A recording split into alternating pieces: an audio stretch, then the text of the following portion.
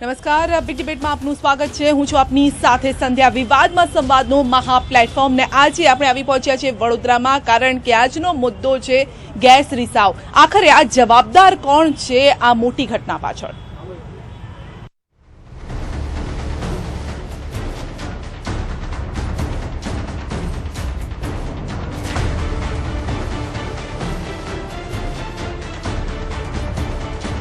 તો ગઈકાલે લગભગ 10 જેટલા વડોદરાના વિસ્તારમાં ગેસ રિસાવની અસર જોવા મળી હતી। 30થી વધુ ફાયર ફાઇટર પણ બોલાવવામાં આવ્યા હતા અને તપાસનો ધમધમાટ ચાલી રહ્યો છે। પરંતુ જીપીસીબીનું કહેવું છે કે આ ગેસ રિસાવની જે અસર જોવા મળી રહી છે તે પર્યાવરણના બદલાવના કારણે જોવા મળી રહી છે, પરંતુ લોકોમાં ફફડાટ હજુ સુધી જોવા મળી રહ્યો છે।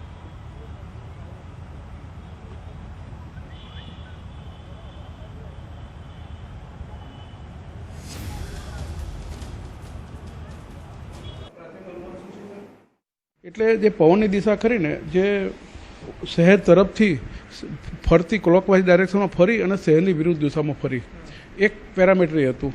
બીજું પેરામીટર એ હતું કે રાત્રે જે સમયે ફરિયાદની ગંધની ફરિયાદો મળી એ સમયે ક્વિઝન્ટ કન્ડિશન હતી, એટલે કે પવનનું જે સ્પીડ હોય એ સ્પીડ ઘણી ઓછી હતી।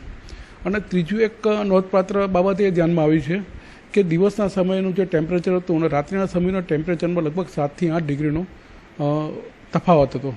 એટલે આમ પ્રાથમિક દ્રષ્ટિએ અમે ઘણી બધી ચર્ચા વિચારણાઓ કરી અને પ્રાથમિક દ્રષ્ટિએ અમને એવું લાગ્યું છે કે આ મેટ્રોલોજીકલ પર્યાવરણીય પરિબળોના કારણે આ જે રાતના જે પરિસ્થિતિ ઊભી થઈ એવું પરિસ્થિતિ ઊભી થઈ હોઈ શકે।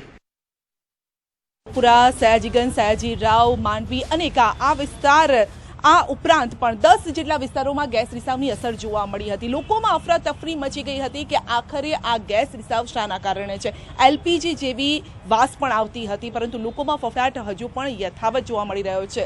શા કારણે આ થઈ રહ્યું છે લોકો પણ જાણવા ઈચ્છી રહ્યા છે, વડોદરાવાસીઓ જાણવા ઈચ્છી રહ્યા છે। આ અંગે ચર્ચા કરીશું। આપણી સાથે ચર્ચામાં મહાનુભાવો પણ જોડાયા છે, પર્યાવરણ પ્રીત પણ જોડાયા છે, આ સાથે જ પર્યાવરણ પ્રેમી આપણી સાથે જોડાયા છે, નરેન્દ્રભાઈ રાવત પણ આપણી સાથે જોડાયા છે કોંગ્રેસ તરફથી, વડોદરાની જનતા પણ જોડાઈ છે અને જે અનુભવ કર્યો છે તે અનુભવી પણ આપણી સાથે જોડાયા છે। તેમની પાસેથી જાણવાનો પ્રયત્ન કરીશું કે આખરે થયું હતું શું ગઈકાલે, ક્યાં હુઆ થા કલ? લગભગ 9:30 વાગે મારા બંગલાની બાજુમાં એપાર્ટમેન્ટ છે, ત્યાંથી લોકોએ બૂમ પાડી કે તમારા ઘરની પાઇપલાઇન ગેસ લીકેજ થાય છે। જનરલી એ નવું એપાર્ટમેન્ટ છે એટલે ત્યાં પાઇપલાઇન ગેસ હજુ આવ્યો નથી। અમારા 8 બંગલોઝમાં પાઇપલાઇન ગેસ છે, એટલે we all are so worried.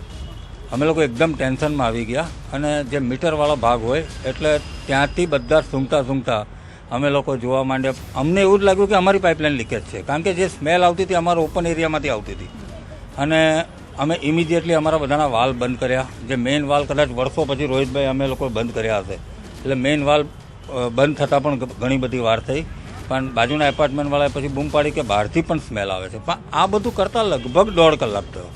1.5 કલાકમાં હું એવું માનું કે જે નરમ હૃદયનો હોય ને, મેં ગઈકાલે 2 થી 3 જણને કીધું કે જેને આ બધું સહન કરવાની આદત ના હોય અને ગભરાઈ જાય ને એને કદાચ એટેક આવી જાય।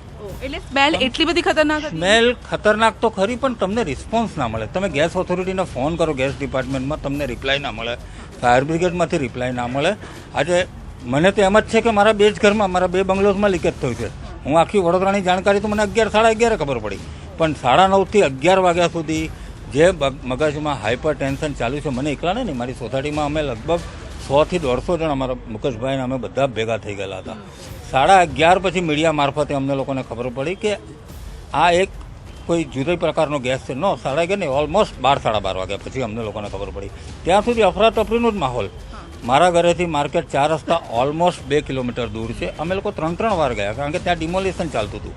એટલે somebody told me કે ડિમોલેશનને લીધે ગેસ પાઇપલાઇન કદાચ તૂટી ગઈ છે। એટલે અમે લોકોએ શું કર્યું, અમારા ઘરના બધાથી દરવાજા ખુલી કાઢ્યા। મારા mother she is 81 years old, તો અમે એમને કહી દીધું કે તમે થોડીક વાર બહાર બેસો, હું આજુબાજુ તપાસ કરું છું। તો ઓલમોસ્ટ જે ધરતીકંપ વખતે લોકો ગભરાયેલા હતા, 9/11 વખતે જે લોકો ગભરાયેલા હતા, સોરી 26/11 બોમ્બે વખતે, એવી રીતનો માહોલ અમારા સોસાયટીમાં ઊભો હતો। લગભગ 1 કે 1.5 વાગે બધી પબ્લિક ધીમે ધીમે ઘરમાં ગઈ, કારણ કે ટીવીના માધ્યમથી અમને ખબર પડી કે આ ગેસ કંઈક જુદા પ્રકારનો છે ને, ઇટ્સ નોટ હાર્મફુલ। પણ એ જે 4 કલાક જે ટેન્શન થાય ને, એના માટે આપણી disaster management once again fail ગઈ છે. જી જી, એટલે કોઈ પ્રકારની એ લોકોને ખબર નથી પડી, અફરાતફરીનો માહોલ છવાઈ ગયો. લગભગ 3 થી 4 કલાક સુધી આ માહોલ રહ્યો હતો. કેટલું ડેમેજ કરી શકે છે એક વ્યક્તિને, વિસ્તારને આ ગેસ? વડોદરા શહેરમાં જે રીતે વડોદરા પશ્ચિમ ભારતની સૌથી મોટી ઔદ્યોગિક નગરી છે, એટલે ગેસના બધી સમસ્યાઓ તો ખૂબ મોટી ગંભીર બનવાની જ છે.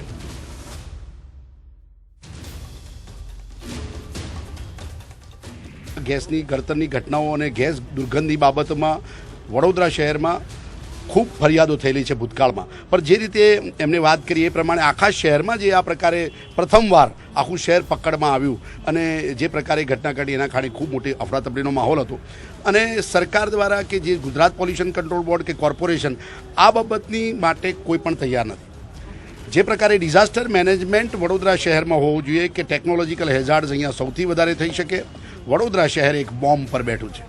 આ પ્રકારની કોઈ તૈયારી નથી. વડોદરા શહેરને ક્યારે ભરખી જશે એ કોઈને ખ્યાલ નથી, કારણ કે વડોદરા શહેરની આજુબાજુ મેજર હેઝાર્ડસ કેમિકલ ઇન્ડસ્ટ્રી એટલી બધી છે અને એના માટે સરકારે ડિઝાસ્ટર મિટિગેશન પ્લાન બનાવવો જોઈએ. જે પ્લાન ખાલી કાગળ પર છે અને એ કદાચ ડિઝાસ્ટર થાય તો એને પહોંચી વળવા માટેની કોઈ સુવિધાઓ આ સરકારે કરી નથી. નહીં તો ઉદ્યોગોને કંટ્રોલમાં કોણ રાખશે? કારણ કે નિયમ કાયદા તો ઘણા બધા છે. સરકાર અને ગુજરાત પોલ્યુશન કંટ્રોલ બોર્ડ. પણ આ તો ખૂબ મોટું નેક્સસ છે અને આની અંદર ખૂબ મોટા પાયે ભ્રષ્ટાચાર છે. વડોદરા શહેરમાં જે આ લાગણી ઊભી થઈ અને જે પ્રકારે ઈ-ટીવીને અત્યારે તમે માધ્યમો દ્વારા જે જાગૃતિ કેળવી રહ્યા છો, એ જાગૃતિ વિશેષ જરૂરી છે. કારણ કે આ તો આ ગેસ કશું અસર કરી શકે એમ નહોતું એવું કહેવું છે. ક્યાંથી ગળતર થયો અને કે પ્રકારે ગુજરાત પોલ્યુશન કંટ્રોલ બોર્ડના અધિકારીઓએ જવાબ આપ્યો એ તો પ્રશ્નાર્થ છે. પરંતુ આ ઘટના ક્યારેક મોટી ઘડે તો આખું વડોદરા શહેર ઊંઘમાં તમામ લોકો મૃત્યુ પામશે એ પણ હકીકત છે. એટલે ભોપાલ જેવી ઘટના બની શકે? ભોપાલથી વધારે ઘટના ઘટી શકે એટલા કેમિકલ ગેસ વડોદરા શહેરની આસપાસ મેજર હેઝાર્ડસ કેમિકલ ઇન્ડસ્ટ્રીઝમાં પડ્યા છે. જી જી, તો ઘણું ખતરનાક છે. આ પર્યાવરણવિદ પણ આપણી સાથે છે. શું કહેશો રોહિતભાઈ આ વિશે? હું આપને એક વાત કહું કે ગઈકાલે જે અફરાતફરી થઈ એક પુરાવો આપે છે કે તંત્ર કોમામાં છે, ઊંઘતું નથી, કોમામાં છે. હું એઝ એન એક્સપર્ટ તમને કહું કે આ એટલી અઘરી બાબત નથી કે તમે 1 કલાકમાં ના શોધી શકો કે આ ગેસ કયો હતો અને ક્યાંથી લીક થયો હતો. હું સમજાવીશ તમને કે આ ગેસ કયા પ્રકારનો હોઈ શકે, કારણ કે હું તો ગઈકાલે વડોદરામાં નહોતો, પણ જે સાંભળ્યું એના આધારે મેં જે પેપરવાળાને ટીવી રિપોર્ટરને કીધું છે. મને એ આશ્ચર્ય છે કે આટલા અલગ અલગ જગ્યાએ ગેસ લીક થાય તો પહેલાં તો કાયદામાં એક પ્રોવિઝન છે કે કોઈ પણ શહેરનું હવાનું વાતાવરણ માપવા માટેનું એક મિકેનિઝમ હોય છે, એક તંત્ર હોય છે, એર મોનિટરિંગ સ્ટેશન હોય. જે બરોડા શહેરનું હવાનું પ્રદૂષણ કેવા પ્રકારનું છે, બરોડાની હવા કેવી છે એનું સ્ટેશન અગાઉથી લગાવેલું જ હોવું જોઈએ, પહેલી વસ્તુ. બીજી વસ્તુ કે તમારી વડોદરા શહેરની આસપાસ અને અંદર ઉદ્યોગો આવેલા છે અને એ ઉદ્યોગોને ધ્યાનમાં રાખીને બી એર મોનિટરિંગ સ્ટેશન લગાવેલા જ હોવા જોઈએ, કાયદામાં છે. એક સાદી વસ્તુ કહું, હું પોલ્યુશન બોર્ડનો અધિકારીઓ કંઈ મને ફોન કરે તો હું જીપીએસ ખોલું. આ સ્માર્ટ સિટીની વાત કરનારા ઓવર સ્માર્ટ લોકો છે. દે આર ઓવર સ્માર્ટ છે ઇન સ્માર્ટ સિટી. હવે આ ઓવર સ્માર્ટ લોકોને એટલું ખબર નથી કે જીપીએસ લોકેશન મેં ખાલી સવારે ફોન આવ્યા તો મેં બધા પ્લોટ કર્યા અને આ આઈડેન્ટિફાઈ કે આ જે અલગ અલગ જગ્યાના લોકેશન છે અને મેં હવાની દિશા રાતની જોઈ તો મને પોતાને ખ્યાલ આવ્યો કે આ કોઈ એક જગ્યાની સ્મેલનો મુદ્દો નથી. આ નીચેથી પણ વરસાદી ગટરમાંથી પણ બહાર આવતી સ્મેલ હોઈ શકે, ગટરની પણ સ્મેલ હોઈ શકે, ઉપરની પણ સ્મેલ. એટલે જીપીએસ લોકેશનથી તમને 15 મિનિટમાં ખબર પડે કે તમારે શું શોધવાનું છે. તંત્રને શા માટે હજી સુધી નથી ખબર? તંત્ર અત્યારે જે કહે છે, તમને એક કહી દઉં કે નેચરલ ગેસમાં કોઈ સ્મેલ નથી હોતી. નેચરલ ગેસમાં સ્મેલ નાખવામાં આવે છે, જેને હાઇડ્રોજન સલ્ફાઇડ કહેવામાં આવે છે. એ એટલા માટે કે તમારા ઘરમાં ગેસ લીક થાય તો તમને ખબર પડે કે ગેસ લીક થયો છે. એટલે જે ભાઈએ કીધું ને કે મને ઘણા લોકોએ ફોન પર કીધું કે અમને એવું લાગ્યું ગેસ પાઇપલાઇન લીક છે, તો અમે એનાથી ગેસ કરીએ. કોઈને પૂછે કે ઉંદર મરી ગયો એવી ગંધ મારે છે, ડુંગળીની સ્મેલ મારે છે, ગટરની સ્મેલ મારે છે. આટલા સાદા સિમ્પલ સવાલ. અને આ હું તમને 1960ની ચોપડીની વાત કરું છું. એમાં ઓવર સ્માર્ટ થવાની કોઈ જરૂર નથી. એ સ્માર્ટનેસ ના હોય તો બહુ જૂની વાત છે. મને એવું લાગે છે કે જે થયું છે, હું ટુ ધી પોઈન્ટ તમને કહું તો અત્યારે 2001માં વડોદરા આવી સ્મેલનો સામનો કરી ચૂક્યું છે. ત્યારે મને લાગે ભાગ્યેશ ઝા કલેક્ટર હતા, ભાગ્યેશભાઈ ઝા કલેક્ટર હતા, ત્યારે મને પણ કમિટીમાં અપોઇન્ટ કરેલો. ત્યારે અમે લોકોએ વડોદરા શહેરમાં અત્યારે માહોલ છે એવો જ જુદા પ્રકારનો માહોલ ગોરવા વિસ્તારમાં ઊભો થયેલો અને ત્યારે અમે રાત્રે ફરીને આઈડેન્ટિફાઈ કર્યું કે અને ત્યારે પણ અમારે કોઈ એક્સ્ટ્રા બુદ્ધિ વાપરવાની જરૂર નહોતી પડી. એટલે મને એવું લાગે છે કે અત્યારે જે લોકોની વાત પરથી લાગે છે, એક તો વરસાદી ગટર ની ગટરોમાં પ્રેમથી ઉદ્યોગો પોતાનું કેમિકલ નાખે છે. હા, અને એ સિવાય આપણે પણ મોટા પાયા પર કેમિકલ વાપરીએ છીએ. એ સિવાય ઘણા ઢાંકણાઓ એવા છે કે જે ખોલીને કોઈ પોતાનું એફ્લુઅન્ટ કે પોતાનો કચરો પ્રેમથી એની અંદર નાખી શકે. હા, હવે આ જે વાઇસ સ્પ્રેડ છે ત્રણ કોમ્બિનેશન છે. એક તો હાઇડ્રોજન સલ્ફાઇડ ચોક્કસ છે કે જે રીતે લોકો વાત કરે છે કે જે વરસાદી ગટરમાં ટ્રાવેલ કરીને એ દિશા આપણે આઈડેન્ટિફાઈ કરી શકીએ. અને જો મોનિટરિંગ સ્ટેશન આપણી પાસે તે વખતે હોત તો એ મોનિટરિંગ સ્ટેશનના આધારે એક્ઝેક્ટલી તમે 1-1.5 કલાકમાં કહી શકો કે એક્ઝેક્ટલી આ કોનું કોમ્બિનેશન છે. અને ટુ બી વેરી ઓનેસ્ટ કે આમાં કોઈ કોમન સેન્સ એકદમ અભણ માણસ કોમન સેન્સ કોનામાં નથી? અમીબેન, આપની પાસે જાણવા ઈચ્છું છું. સી બેઝિકલી હમણાં રોહિતભાઈએ વાત કરી 2001ની વાત કરીએ. 2001માં રાતે 2 વાગે પ્રેસ કોન્ફરન્સ મારા ઘરમાં થઈ હતી. It was so unbearable pollution કે રાતે ગુંગળામણ થઈને અમે ઊભા થયા હતા. ત્યારે અમે કમ્પ્લેન કરેલી. એ વાતને હું રિકલેક્ટ એટલે કરવા માંગુ છું કે એનું અહીંયા રેલેવન્સ છે. 2001માં અમે પહેલાં પોલ્યુશન કંટ્રોલ બોર્ડમાં ફરિયાદ કરી તો ત્યાં અમને એવું કહેવામાં આવ્યું કે આ કામ અમારું નથી, ફાયરવાળાને કહો. ફાયરમાં ફોન કર્યો તો કે પોલીસવાળાને કહો. કોઈ અમે પોલીસમાં રાતે કમિશનરને ફોન કર્યો, પોલીસ કમિશનર સૂતા હતા. એટલે no one was ready to take the responsibility. એટલે રાતે પ્રેસ કોન્ફરન્સ કરીને પછી સતત 1 મહિના સુધી આંદોલન કર્યું અહીંયા સુધી કે રિસ્પોન્સિબિલિટીઝ કોની છે એને કરવા માટે જીપીસીબીની ઓફિસ બી તોડવી પડેલી. એટલે ફરી એવા દિવસો આવી ગયા છે હવે. તો બરોડા 2001 થી અત્યાર સુધી બરોડાએ કોઈ લેસન લીધા જ નથી. જી, મોટો સવાલ એ છે કે 2001 થી લઈને અત્યાર સુધી 15 થી 17 વર્ષનો આ ગાળો છે. કોઈ જ અહીંયા પગલાં નથી લેવામાં આવ્યા અથવા તો વડોદરા વાસીઓને હવે જીવનું જોખમ આવી ગયું છે. ત્યારે હવે તંત્ર શું કરી રહ્યું છે? કોઈ અનુભવી હતી આપણે ગેસની બદબુ, વાસ કોઈ અનુભવી હતી? શું થયું હતું આમાં? ઘરડા માણસો અમારા જેવા જે સિનિયર સિટીઝન છે એમને ઘણા બધા પ્રશ્નો આવે છે. એક સૌથી પહેલાં તો હું ઈટીવીને અભિનંદન આપું છું કે જે પ્રજા સમક્ષ લાવી છે. તંત્રો એકબીજા ઉપર આક્ષેપો અને એ આપે છે, પર્યાવરણ બગાડે છે, પણ પર્યાવરણના જવાબદાર તો આપણે છીએ છીએ ને. જવાબદારી ફેંકી કરીએ છીએ સારું ના ગણાય. આનું કંઈક સોલ્યુશન લાવવું પડે. તે બદલ અભિનંદન તો ઈટીવીને તો આપવું જ પડે, કારણ કે જે પ્રજા સમક્ષ થાય છે, જે થોડુંક જાગૃત થાય છે. ભોપાલ જેવું આપણે તો અહીં નથી જ કરવું. આ પહેલાં ભાઈએ કહ્યું કે આપણે બોમ્બ ઉપર જ બેઠા છીએ, પણ એ આપણે એને નિકાલ તો લાવવો જ પડશે ને કંઈ ને કંઈ. તંત્રએ તો 100% જાગવું જોઈએ. મારી એક જ નમ્ર વિનંતી છે તંત્રના આપણા અધિકારીઓ છે એ અહીં આવી અને 100% કંઈ નિર્ણય લાવે, કારણ કે આપણે કંઈ જીવવું છે અને પર્યાવરણના જવાબદાર તો આપણે બધા જ છીએ ને. એટલે દરેક વ્યક્તિ, ઉદ્યોગો, હા, કોઈ પણ ને ઉદ્યોગો પણ આપણે ચલાવીએ છીએ, હેન્ડલિંગ તો આપણે જ કરીએ છીએ ને. એટલે એ ખોટું છે. એટલે તંત્રએ જાગૃત થવું જોઈએ અને વહેલી તકે જાગૃત થવું જોઈએ. તંત્રએ જાગૃત થવું જોઈએ, વહેલી તકે જાગૃત થવું જોઈએ તેવું અહીંના રહીશો પણ કહી રહ્યા છે. આપ શું કહેશો? વડોદરા શહેરમાં કેટલી જીઆઈડીસીઓ આવી છે. વડોદરા જિલ્લામાં નંદેસરી જીઆઈડીસી, સાવલી જીઆઈડી, અનેક જીઆઈડીસીઓ છે. આ ગોરવા જીઆઈડીસીનો બનાવ છે અને ત્યાં આગળ જે થયું કહેવાય વડોદરા શહેર માટે, કારણ કે એની આસપાસ રિફાઇનરી, જીએસએફસી બહુ મોટી કંપનીઓ આવેલી છે. બહુ મોટી 6 મહિના પહેલા લાખો રૂપિયાની લાંચ લેતા પકડાયા હતા. એમનું નામ પ્રાંત અધિકારી જે સીએ શાહ કરીને હતા.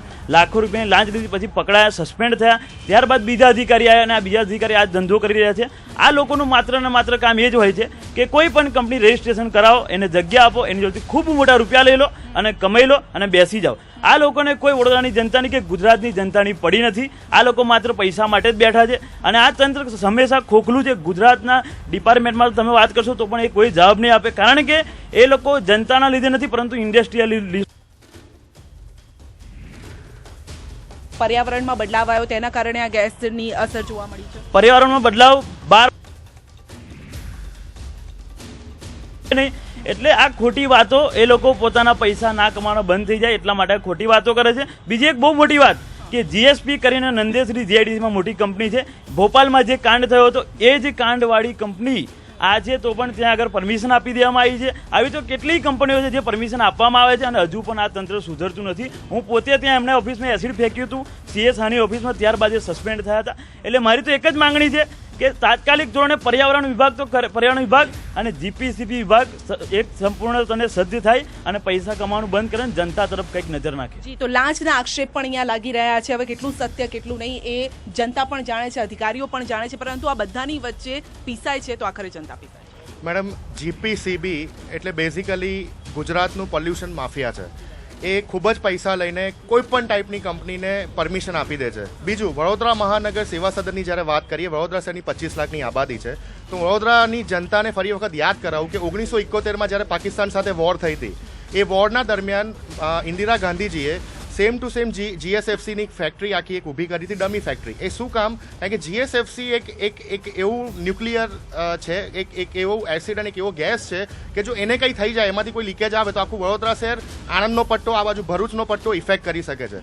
એને જોઈને વડોદરા મહાનગર સેવા સદનના મેયર અને મ્યુનિસિપલ કમિશનર એ લોકોની એવી કોઈ ટ્રીટી કે એવું કોઈ પ્લાનિંગ નથી કે એ લોકો પાસે કોઈ ઇક્વિપમેન્ટ હોય કે આ ટાઈપનું લીકેજ, આ ટાઈપનું ગેસ એ એકચ્યુઅલીમાં શું છે. ગઈકાલે જે બનાવ બન્યો સમગ્ર વિસ્તારમાં, સમગ્ર વડોદરામાં લોકોને એવું જ લાગ્યું કે અમારા ઘરમાંથી કે અમારી સોસાયટીમાંથી લીકેજ થયું છે.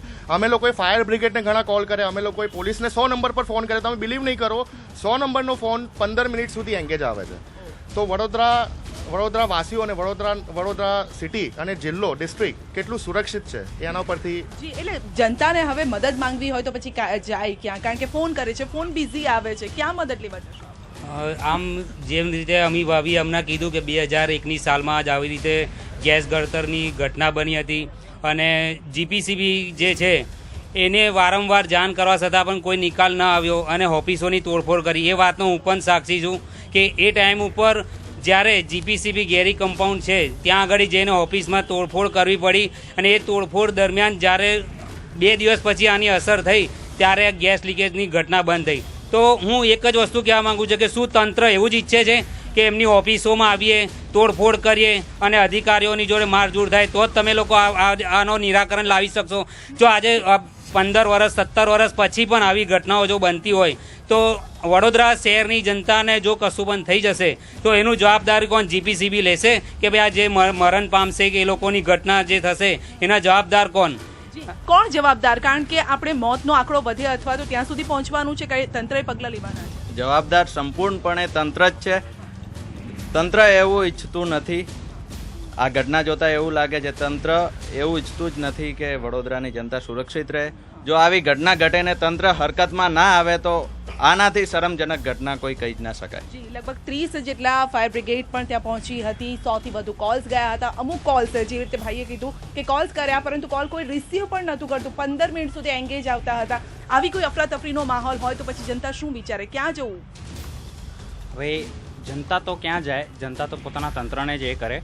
હવે તંત્ર સિવાય આપણે પણ વિચારવું જોઈએ કે આપણાથી જ આમ તો પ્રદૂષણ થઈ રહ્યા છે અને ઉપરથી આપણે તંત્ર બીજી રિફાઇનરીઓ અને કેમિકલ્સના જેમ જેમ ઉપયોગો વધતા રહ્યા છે તેમ તેમ આ પ્રદૂષણ વધતું જ રહેવાનું છે. આપણા 2-3 દિવસથી હમણાં ગરમી પણ બહુ પડે છે, એ લગભગ એક આનો જ હિસ્સો છે. જી, ગરમી પણ પડે છે અને આપણે જોઈ પણ શકો છો હજુ પણ એ પોલ્યુશન હવામાં પણ દેખાઈ રહ્યું છે.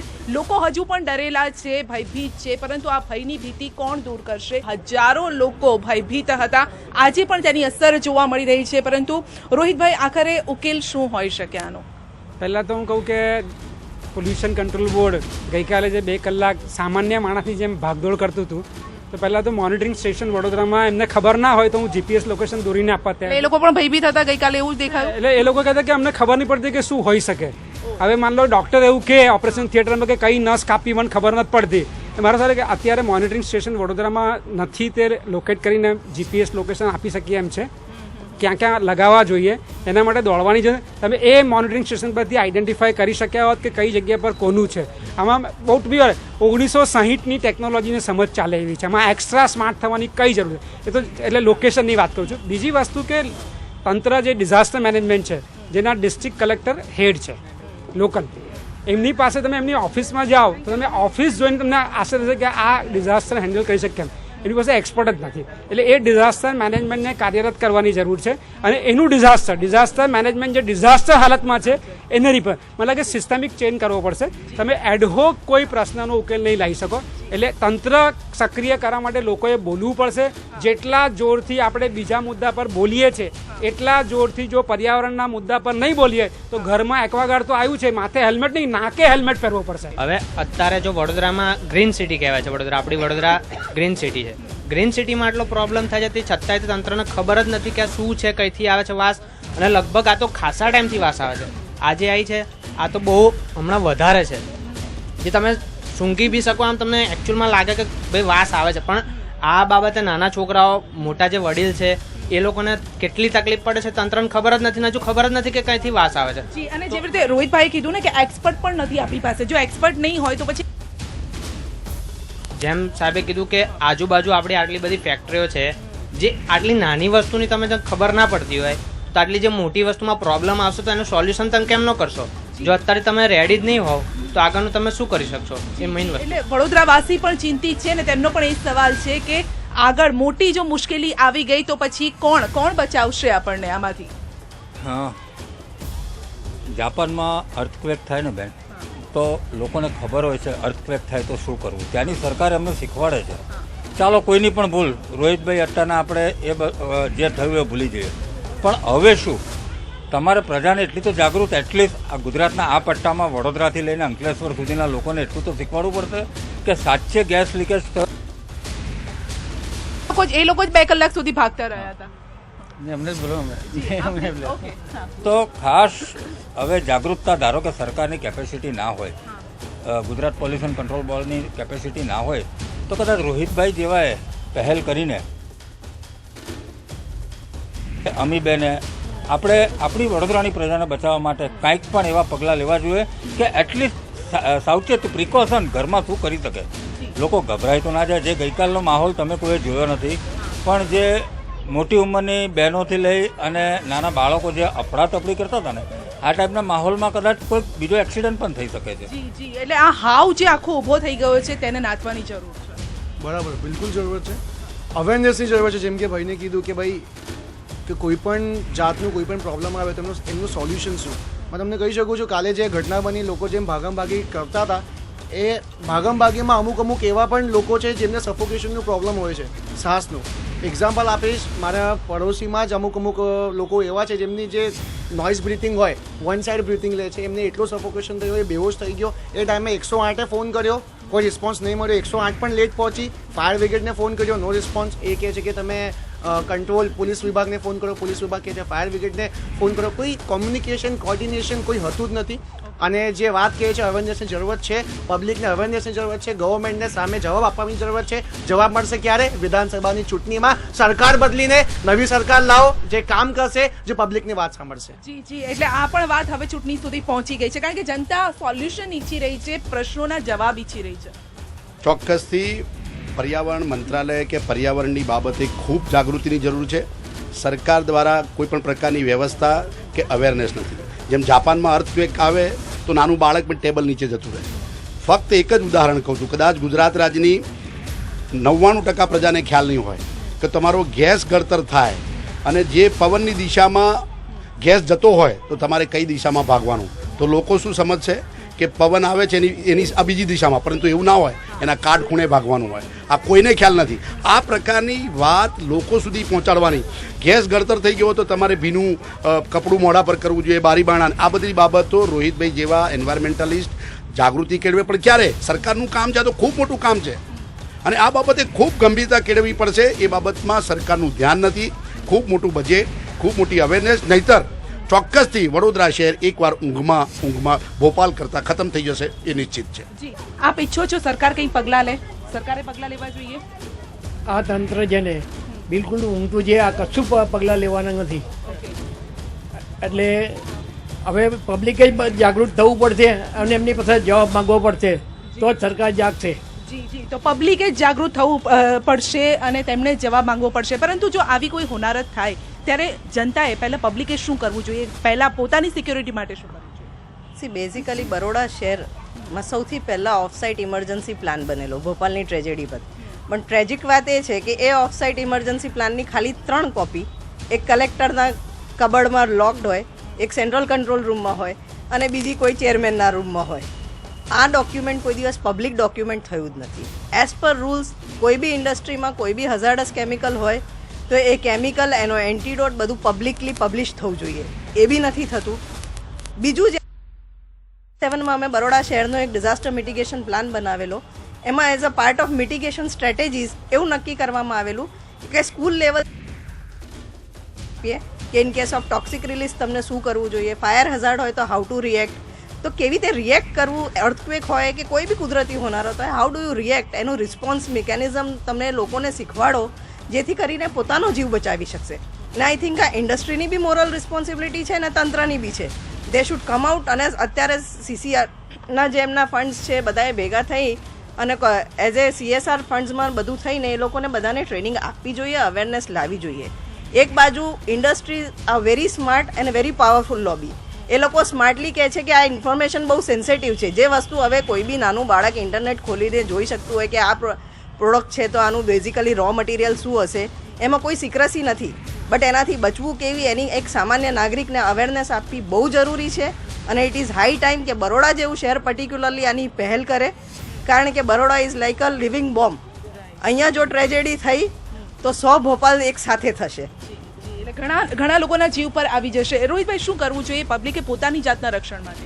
હું આપને કહી દઉં કે અમારી પાસે ઘણી બધી બેઝિક ઇન્ફોર્મેશન છે. હું આપને 2 નંબર આપીશ કે ક્યારે કોઈને પ્રોબ્લેમ થાય તો અમે હેલ્પલાઇન ચલાવીએ છીએ. અને આપને આશ્ચર્ય થશે કે જ્યારે એ હેલ્પલાઇનના લોકો એક જમાનામાં તપાસ કરવા ગયા હતા કલેક્ટર ઓફિસમાં અને બીજી ઓફિસમાં કે કોઈ ટોક્સિક ગ્લાસ લીક થાય તો કયો નંબર આવે, એ લોકોએ અમારા ઘરનો નંબર આપેલો કલેક્ટર ઓફિસમાંથી. આ પ્રકારનું તંત્ર છે.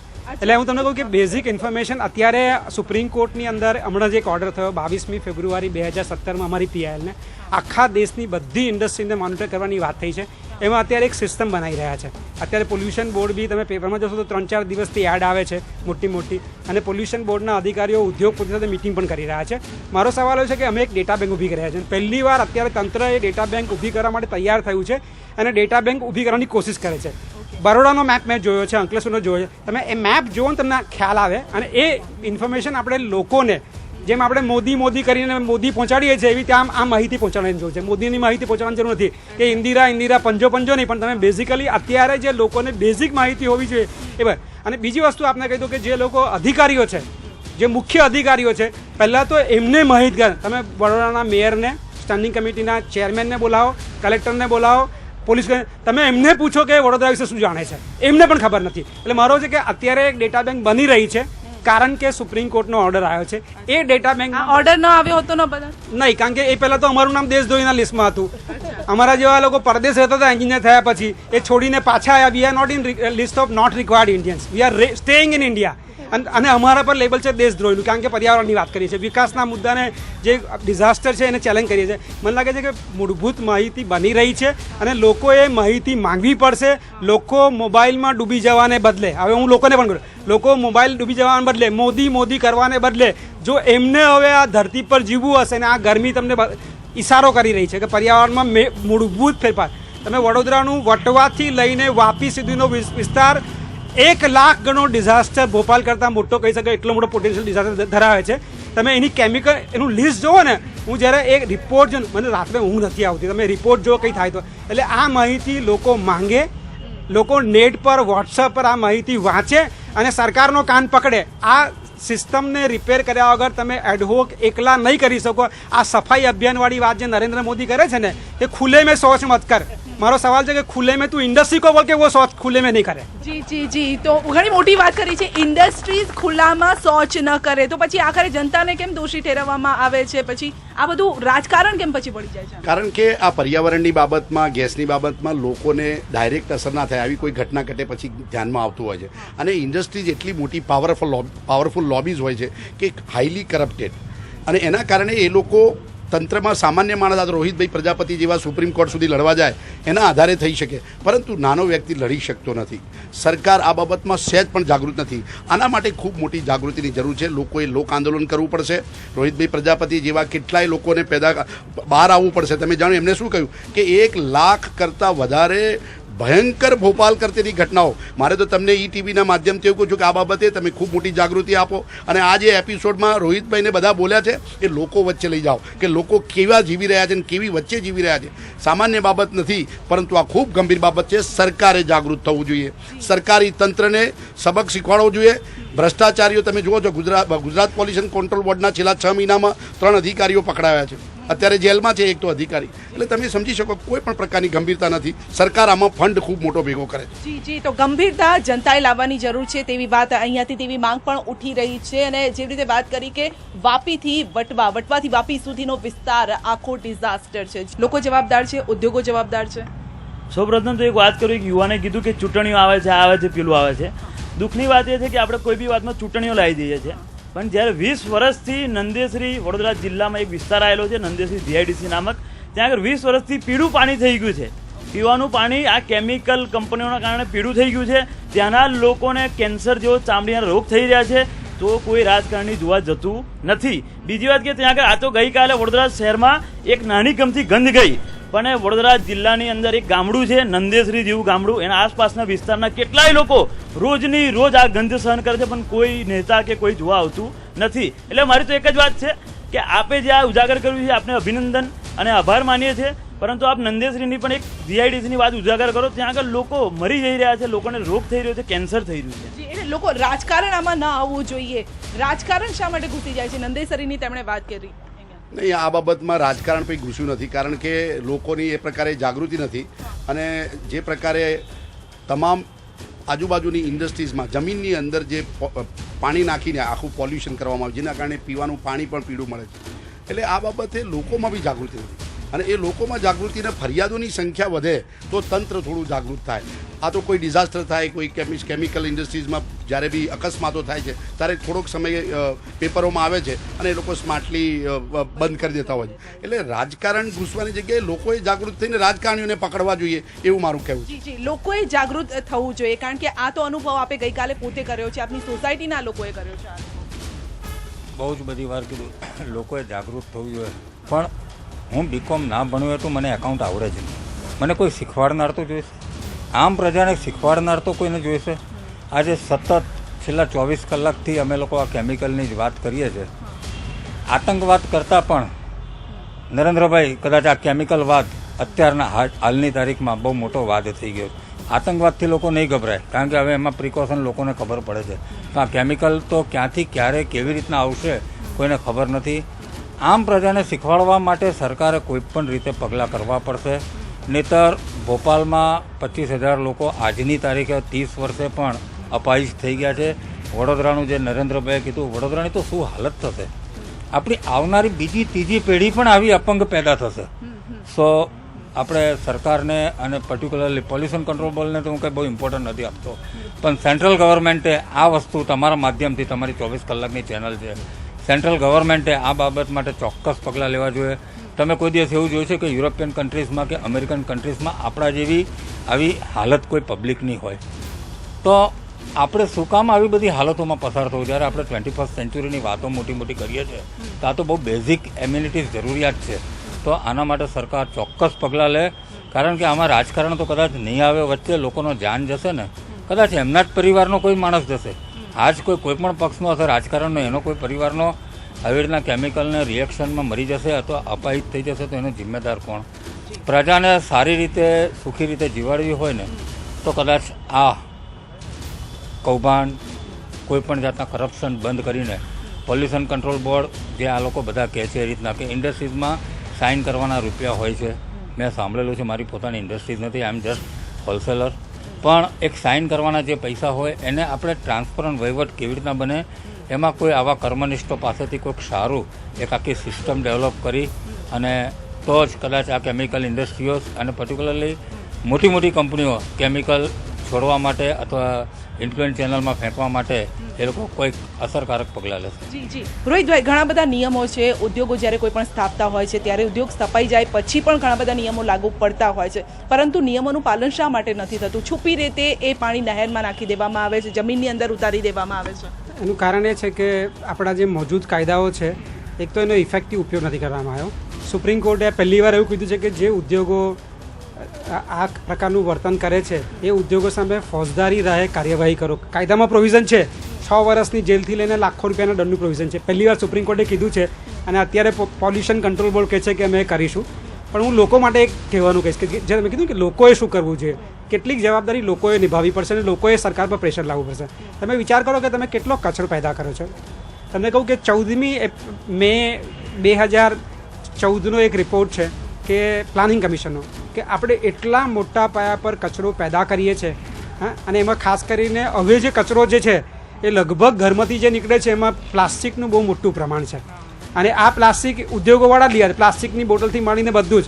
કોઈને એ પણ ખબર નથી કે પ્લાસ્ટિકની બોટલ તાપમાં પડી રહે અને એમાં પાણી ભરેલું હોય, પછી એ ઠંડુ કરીને પાણી પીવો તો એ પાણી પીવા લાયક નથી રહેતું. એવા ઘણા બધા મુદ્દાઓ છે. એટલે મને એવું લાગે છે કે લોકોએ એક નક્કી કરવું પડશે. મને ઘણા મસ્કરી કરે છે કે હું હંમેશા મારા બેગમાં એક પ્લેટ, ચમચી અને વાડકીને ગ્લાસ લઈને ફરતો હોઉં છું અને મારા થેલામાં કાપડની થેલી પણ હોય છે. લોકો મસ્કરી કરે છે. મને લાગે છે લોકોએ સમજવું પડશે કે હવે આ કાપડની થેલી બચાવી શકે એમ છે.